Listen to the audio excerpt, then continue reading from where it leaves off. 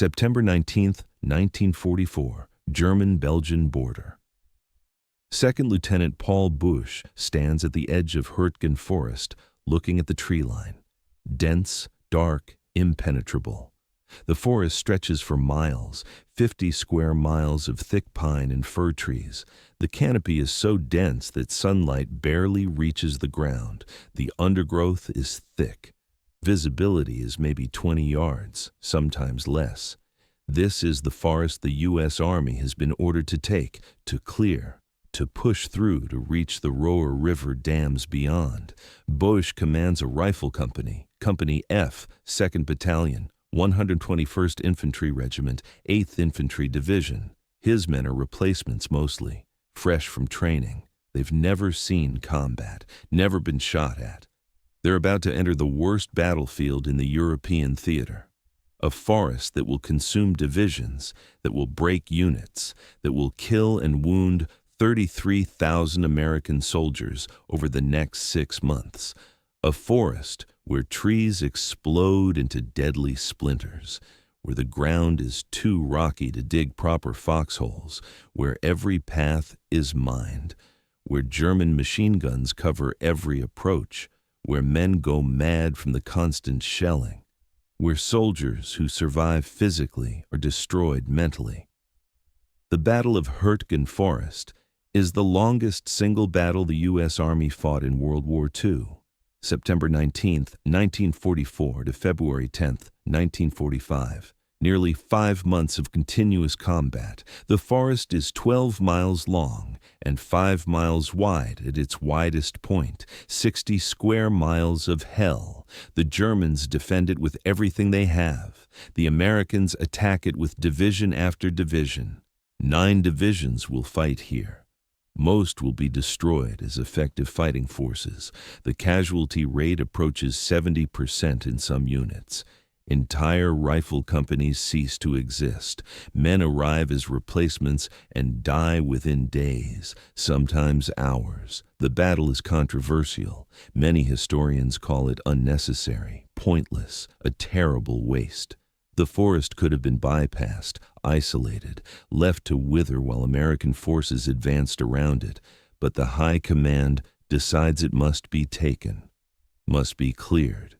The reasons are strategic and tactical and ultimately questionable. The Roer River dams are beyond the forest. If the Germans control those dams, they can flood the Roer Valley, can stop American advances toward the Rhine. So the dams must be taken. And to take the dams, the Army must push through the forest. Or so the reasoning goes. In reality, the forest becomes a killing ground. A place where American advantages in armor and artillery and air power mean nothing, where the fighting devolves to small unit actions, where a few German defenders can stop entire battalions, where the terrain favors defense so completely that offense becomes nearly suicidal. The story starts in September 1944. The Allied armies have broken out of Normandy, raced across France, liberated Paris, pushed the Germans back to their borders. The war seems nearly won. Some commanders think it might end by Christmas. The optimism is unwarranted but widespread. General Eisenhower's broad front strategy calls for steady pressure all along the line. Push the Germans back everywhere. Give them no rest, no time to reorganize. The strategy works in open country. But the Hürtgen Forest isn't open country. It's dense terrain that negates Allied advantages, perfect defensive ground. The 9th U.S. Army and 1st U.S. Army are advancing toward the Rhine River. The Hürtgen Forest sits in the path of 1st Army. General Courtney Hodges commands 1st Army. He decides the forest must be cleared. His intelligence officers warn him the forest is a natural fortress, heavily defended, covered with mines and booby traps. German artillery can reach every part of it. Attacking through dense forest in autumn and winter will be murderous. Hodges listens, decides to attack anyway. The decision will haunt him, will destroy units under his command, will kill thousands of men for minimal strategic gain. The first attack begins September 19, 1944. The 9th Infantry Division enters the forest near the villages of Lammersdorf and Rollersbroich. The division's mission is to seize the town of Schmidt. Schmidt sits on high ground beyond the forest, controls the roads to the Roer dams. Take Schmidt, and the path to the dams opens. The 9th Division attacks with 2 regiments, the 60th Infantry and the 39th Infantry. They enter the forest expecting German resistance. They get more than they expect. The Germans have had months to prepare. They've cut fire lanes through the forest, cleared fields of fire for machine guns, registered every trail and road junction for artillery, planted thousands of mines, strung barbed wire, built bunkers in fighting positions. The 275th Infantry Division defends this sector, supported by elements of other divisions. The Germans know this terrain, know every path, every clearing. They let the Americans enter the forest, then they hit them. The first day is chaos. The American infantry moves through the trees in company columns. The Germans wait until the columns are deep in the forest, then open fire. Machine guns from multiple positions. The Americans can't see the enemy, can't locate the firing positions. The canopy is so thick that artillery observers can't see where shells land, can't adjust fire. The Americans take casualties immediately. Men fall, wounded, dead. The rest hit the ground, try to return fire, but at what? The forest is a maze. Directions become meaningless. Units get separated, lost. Companies become platoons. Platoons become squads. The Germans infiltrate between American positions, attack from the flanks, from behind. The Americans are fighting blind. The tree bursts are the worst. German artillery doesn't aim for the ground. They set their shells to explode in the trees. The airburst effect is devastating. When a shell explodes in the canopy, it sends thousands of wood splinters flying downward, like shrapnel, like wooden bullets. The splinters are long, sharp. They penetrate helmets, pierce bodies, kill and wound as effectively as steel shrapnel. Maybe more effectively because they are harder to remove. They break off in wounds, cause infections. The medics can't treat splinter wounds in the field. Men bleed, die. The tree bursts also create a psychological effect. Men can't dig in. The shells explode above them. Foxholes provide no protection. The only safety is behind thick trees. But trees attract fire. The Germans target any cover. Men are terrified to take cover, terrified to move. The tree bursts break morale as effectively as they break bodies. The mines are everywhere. The Germans have mined every trail, every road, every clearing. Anti-personnel mines, anti-tank mines, booby traps. The mines are German S-mines, bouncing Bettys. When triggered, the mine pops 3 feet into the air, then explodes, sends steel balls in all directions. The blast radius is wide. Standing men are killed. Prone men lose legs. The Americans advance slowly. Engineers check every step with mine detectors. But the Germans have started using wooden mines, non-metallic. The detectors don't register them. Men step on mines they can't detect. The explosions are constant. A squad advances. Someone steps on a mine. The explosion wounds 3 or 4 men. The rest stop. Wait for medics. Wait for engineers. The Germans shell the stationary troops. More casualties. The advance stops, starts, stops. The pace is measured in yards per day, sometimes yards per hour. 2nd Lieutenant Boesch's company enters the forest September 20th, the second day of the attack. His orders are to advance northeast, reach a road junction, link up with another company attacking from a different direction. Simple mission on paper, impossible on the ground.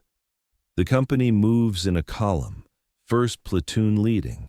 Boesch is with the headquarters element, behind the lead platoon. Ahead of the other two platoons, the forest closes around them. Within minutes, visibility drops to 15 yards. The men can barely see the soldier ahead of them. They move slowly, watching for mines, listening for movement. The Germans are out there, watching, waiting. The ambush comes at 3 p.m., machine gun fire from the front and right flank. The lead platoon is hit, men fall, the rest drop. Return fire, but the Germans are invisible, hidden in the undergrowth, camouflaged. The Americans are firing at muzzle flashes, at sounds, not at visible targets.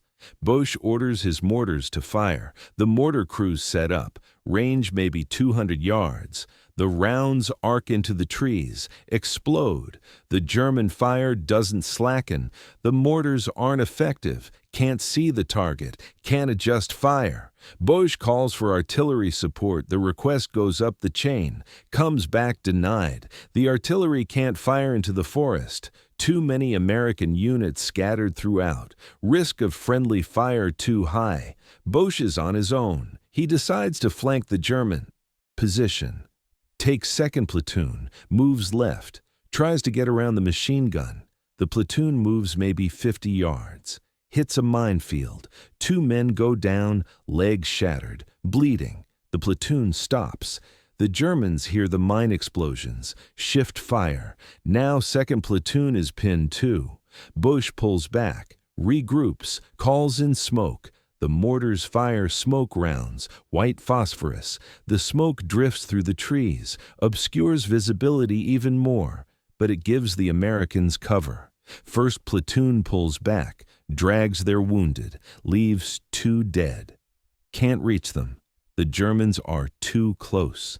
By nightfall, Boesch's company has advanced maybe 300 yards, lost 4 dead, 12 wounded. They dig in for the night. The digging is terrible. The ground is rocky, tree roots everywhere. The men hack at the ground with entrenching tools, make shallow scrapes, not enough for protection, just enough to lie in.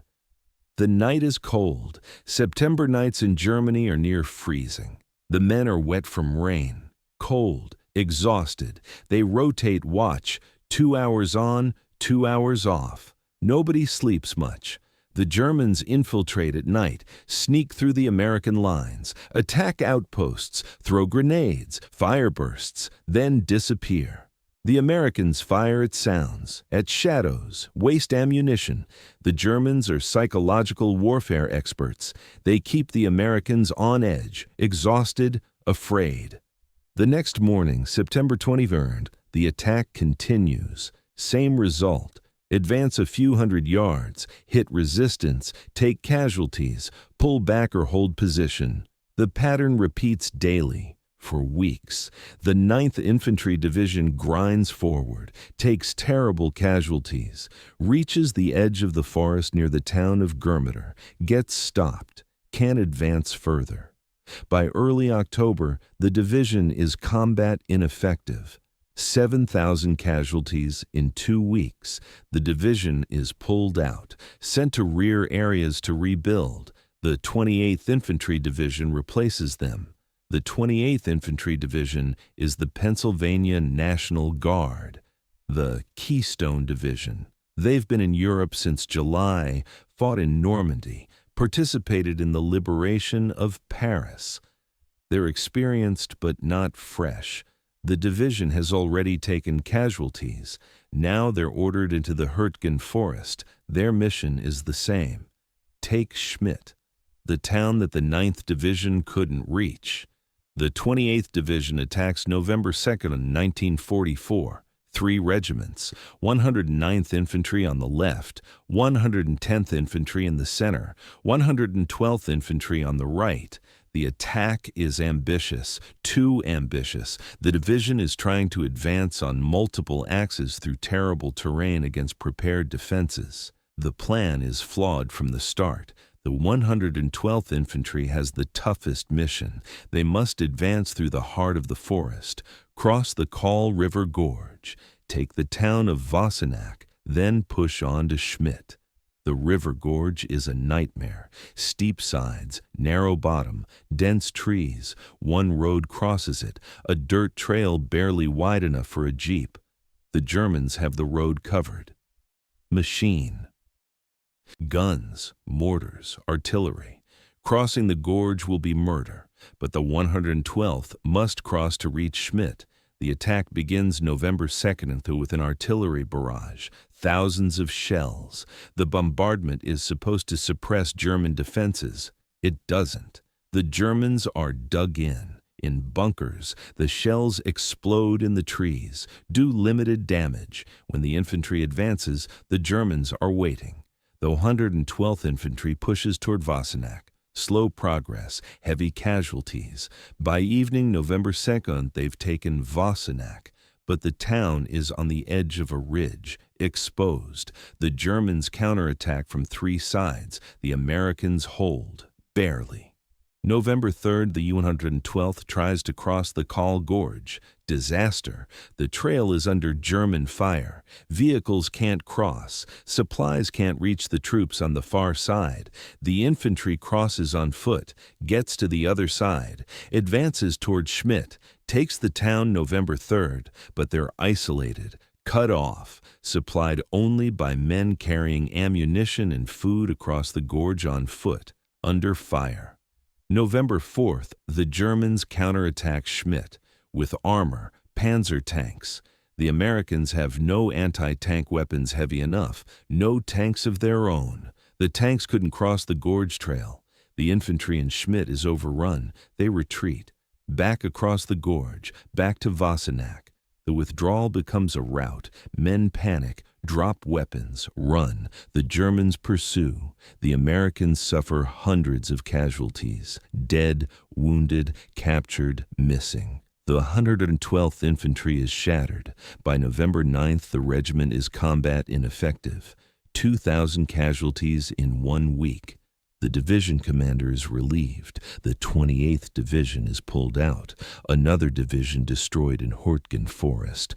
The pattern continues through November and December and into January.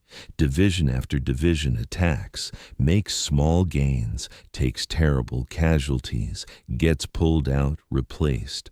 The 4th Infantry Division attacks in November, takes 7,000 casualties. The 83rd Infantry Division attacks in December. The 8th Infantry Division, the 78th Infantry Division, all take heavy casualties, all accomplish little. The forest becomes a symbol of futility, a place where courage and sacrifice achieve nothing, where men die for yards of worthless ground. The weather makes everything worse. October is rainy. November is colder. December brings snow. The forest becomes a frozen hell. Troops can't stay warm. Wet uniforms freeze. Boots freeze to feet. Frostbite casualties rival combat casualties. Trench foot is epidemic. Men's feet rot inside their boots, turn black, gangrene sets in, medics amputate toes, feet. Thousands of men are evacuated for cold weather injuries. The Germans suffer too, but they're on defense, can rotate troops, have better shelter. The Americans are on offense, exposed, constantly moving, constantly wet, constantly cold. The mental casualties are staggering. Combat fatigue, shell shock, what will later be called PTSD. Men break under the constant strain. Some just stop, refuse to move, curl up in foxholes, won't respond to orders. Some wander away, walk back through the lines, go AWOL. Some shoot themselves, in the foot, in the hand, self-inflicted wounds to escape the forest. The officers try to stop it. Court-martials are threatened. Some carried out. But the breakdown continues. The human mind can only take so much. The Hürtgen Forest exceeds that limit. Men who survive physically are damaged mentally. The psychiatric casualties are never fully counted. But they're in the thousands. Private First Class Francis Curry is with the 30th Infantry Division. His unit enters the forest in December. He's an ammunition carrier.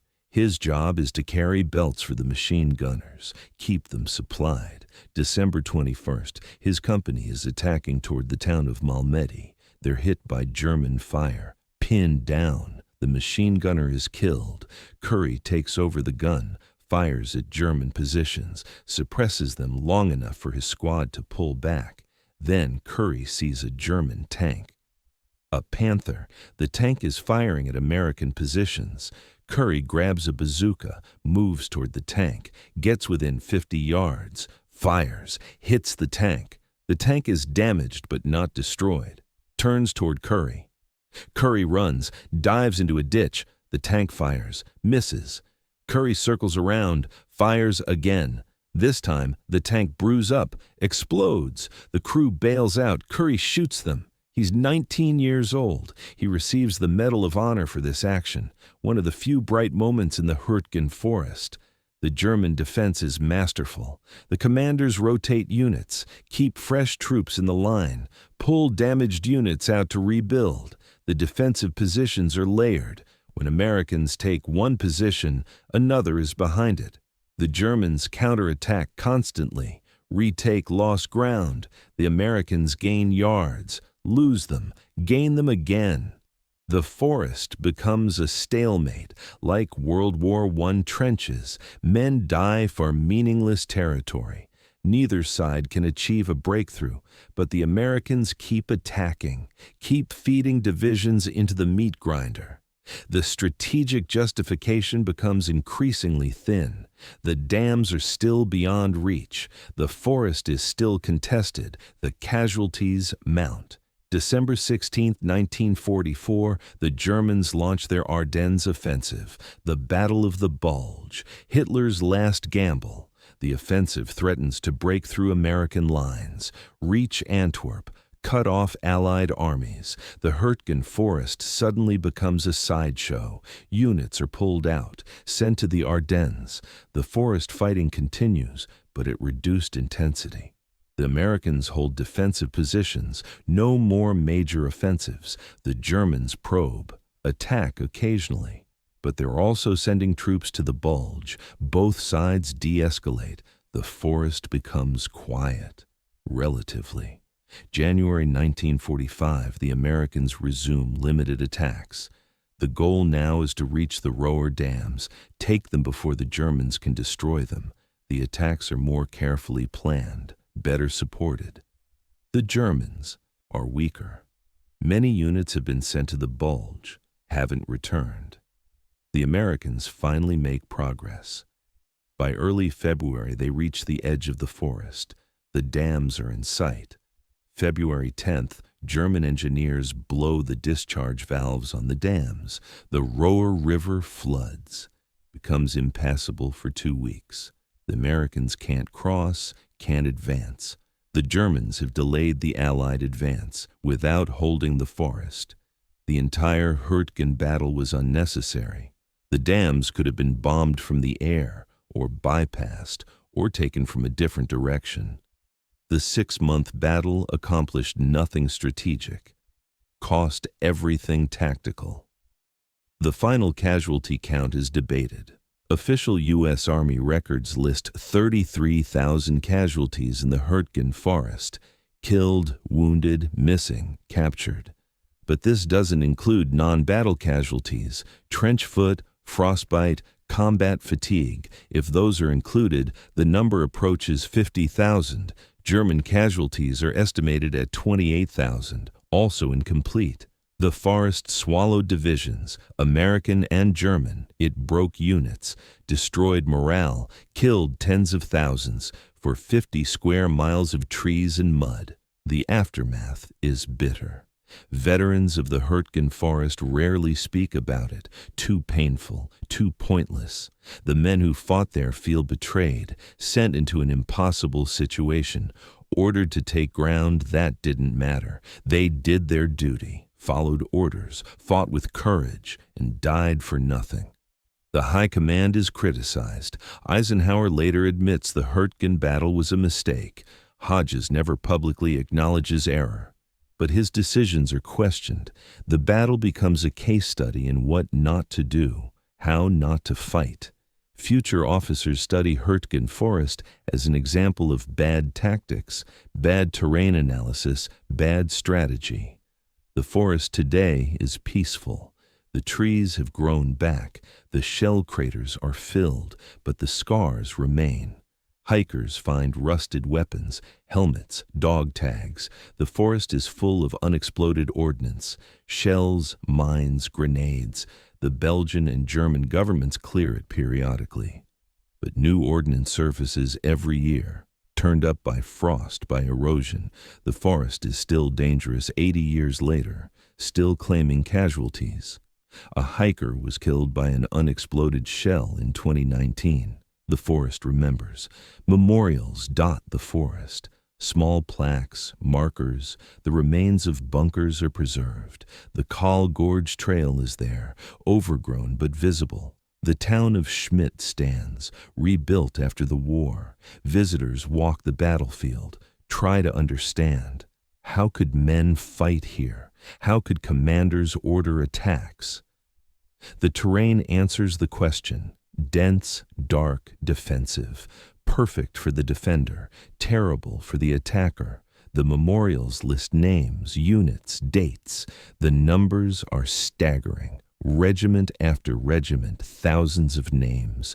Most visitors leave shaken. The forest communicates its history, wordlessly. The survivors gathered for reunions, fewer each year. Most are gone now. The youngest would be by 98 or 99 in 2025. The generation is dying. The memory is dying with them. But the history remains in books, in archives, in the forest itself. The Hürtgen Forest battle is taught at military academies as a cautionary tale. Don't fight on terrain that favors the enemy. Don't attack without clear strategic objectives. Don't feed units into a meat grinder hoping something will break. The lessons are clear. Were paid for in blood, must be remembered so they're not repeated. Second Lieutenant Boesch survived the forest, survived the war, became a writer, wrote about his experiences. His book, Road to Hürtgen Forest in Hell, is one of the few first-hand accounts. Boesch doesn't glorify the battle, doesn't pretend it was necessary. He describes it honestly, a pointless waste, good men dying for bad reasons. He writes about the cold, the fear, the exhaustion, the helplessness, the feeling of being sacrificed. His book is difficult to read, too honest, too raw. But it's the truth. The Hürtgen Forest was hell, and hell doesn't have a good reason for existing. Private Curry survived, lived to receive his Medal of Honor, rarely spoke about the forest. Too many friends died there. He attended reunions, honored his fallen comrades, but he didn't dwell on his heroism. In the forest, everyone was a hero just for surviving.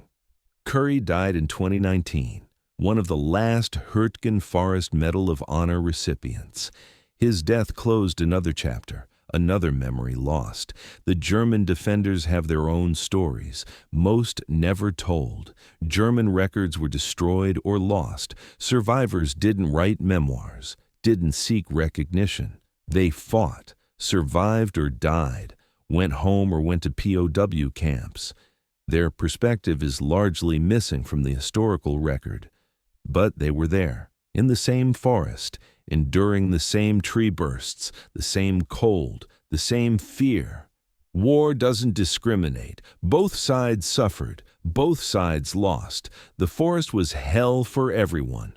Remember the Battle of Hürtgen Forest not as heroic, not as necessary. Remember it as tragic, as wasteful, as an example of how war can become pointless suffering. 33,000 American casualties, 28,000 German casualties, for 50 square miles of forest, for dams that were destroyed anyway, for strategic objectives that were never achieved. The men who fought there deserved better, better planning, better leadership, better reasons to die. They didn't get it. They fought anyway, because they were soldiers. Because that's what soldiers do. This is the Battle of Hürtgen Forest, September 19, 1944 to February 10, 1945. 5 months, 9 American divisions, thousands dead, tens of thousands wounded, for nothing. The longest single battle the U.S. Army fought in World War II. The most pointless, the most tragic, the meat grinder that consumed divisions and accomplished nothing. Remember it. Remember the men who died there. Remember that courage and sacrifice aren't enough if the cause isn't worth it, and the Hürtgen Forest never was.